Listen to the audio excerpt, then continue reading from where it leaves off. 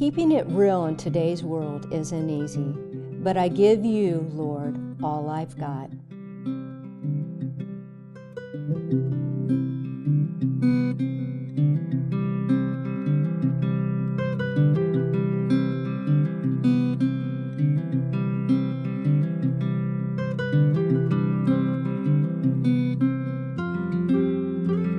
Music artist Debbie Winans Lowe is the youngest sibling of the gospel music family, the Winans. Her passion for music coincides with her desire to see people truly impacted with the gospel of Jesus. Debbie's most recent charge by God is faithfully serving alongside her husband, James Lowe, senior pastor at Bethel World Outreach Church in Brentwood, Tennessee. This is her story. This is Today's Nashville. This is Faith. Debbie, I am so excited to sit down with you. You know, I told your sister I am a huge, huge fan of the Winans. And I have to tell you, thank you for inviting me into your beautiful home. Well, thank you for coming. Thank you so much. So yesterday, we're remodeling our upstairs, and I thought I have got to dig through my CDs. And I was digging and digging and digging for the Bold. I had your Bold CD, and I could not find it because I was going to bring it. No, I was going to bring it so you could sign it. Okay. But next time we meet, I'm going to find that CD. Okay. Because it goes way back. It goes, yeah. That was a while ago. Yeah, that was pre-babies, I believe. I think it was. Yeah. And actually, I met you, I believe it was in 2014 at Ladies Loving Nashville. Yes. I was a guest of Candy Christmas. Okay. And so I was right there, and I'm like, introduce me to, so you were there. Oh my God, yes. So we have met, but I'm sure you don't remember. Man, that was a great time to meet, wasn't it? That was awesome. It was an unbelievable event. So you are the youngest. Yes. Tell me about it. Of this big family. It's just like any other family. I am, well, I guess not. Not really. Maybe back in the day. Really. Because back in the day, everybody had a lot of kids. 8, 10, 12, 14. So I'm 10. I'm number 10 of 10. And you're the, I am the baby. Are you spoiled? I'm a good spoiled. Okay. Does that make sense? Yeah, it does. It's not rotten. It's good spoiled. They all took very good care of me. I have 7 brothers. Then it's 3 girls. So that was fun all by itself. You know, you had a bunch of, protectors as well as people trying to be your dad. Like, look, there's only one dad to this family. But that was fun, having all that attention. Growing up, it was music everywhere. Groups started when I was young. So the Winans were first, and then BB and CC. And so I just went, grew up going to concerts, watching them practice, watching them, sing before audience, and just amazed because it is just fun to sing, but to see how God can use something you love to do to turn around for it to be a ministry to someone. So that was always amazing, how music could actually touch so many people's hearts, right where they were. So when did you know that you were called into music?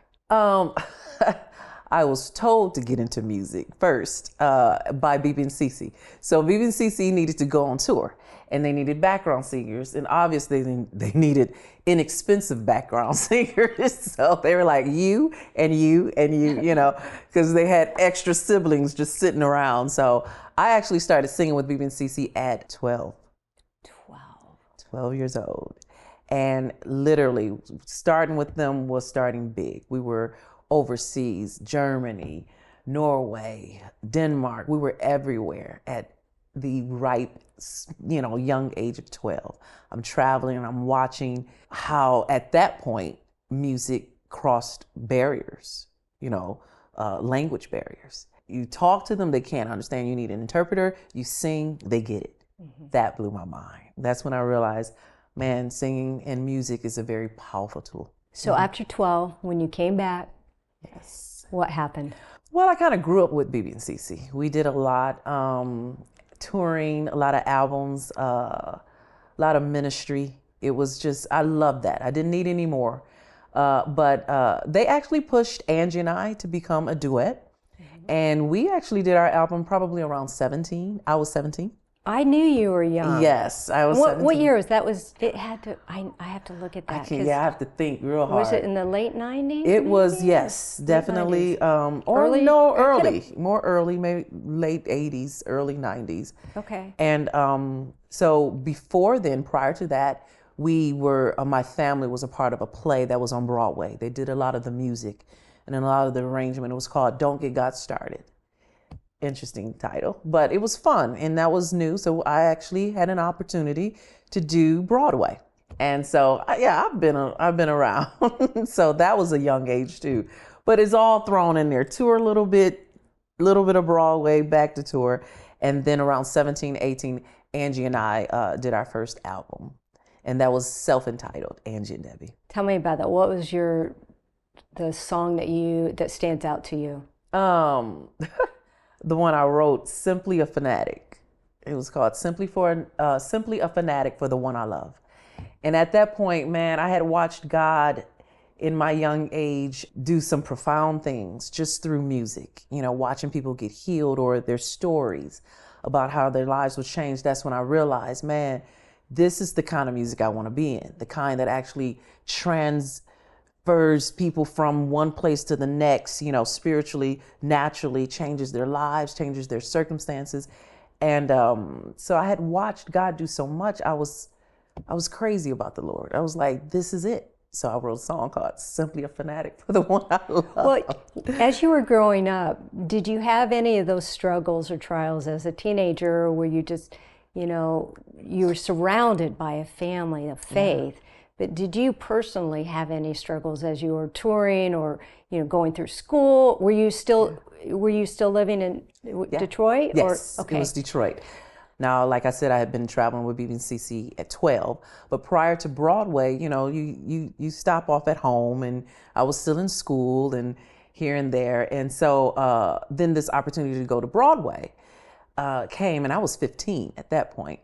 And I went to my mom and I was like, well, Ma, you gonna let me go? And she was like, yeah. And I was like, well, I don't know if I can maintain, salvation in the big city. And she looked at me and she said, well, if you can't stay saved there, then you're not saved here. And I was like, no, we're saved. She said, no, I'm saved. I'm a Christian. And you've got to make that decision for yourself, because no matter where you go, God is able to keep you. And I said, well, if I'm not really saved here, I might as well go figure out, am I going to be saved there? So I went. But I was so concerned about, I don't want to get tricked. I've been singing about the Lord. I was raised in church. I don't want to get tricked.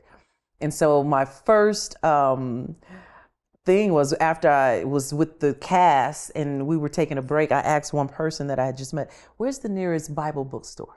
And she took me and I bought a giant print Bible. I don't know why. I figured the words bigger would really get in my heart. But prior to going, just before I got on that plane going, I experienced something. I was walking home from school and I got mugged. And the way we lived off of a very busy street. It was a 4-lane street. So we were the first house there. So it was a lot of, traffic. So by time when I turned, the gentleman jumped out and he knocked me down, and I tried to look like, some cars, are you going to stop? No cars were there. It was just like pin drop quiet. That's weird for a major street. And at that point, I went ahead and called on Jesus. I said, the blood of Jesus. And I only did that because my mom raised us that way. She was like, if you're ever in trouble, call on Jesus. It's not that I had great relationship. I was just a church kid. Went to church regularly, weekly. And I remember that's what Mama said. You know what? And we're going to talk about that in a minute, of what God has done in your life. Absolutely. We'll be right back.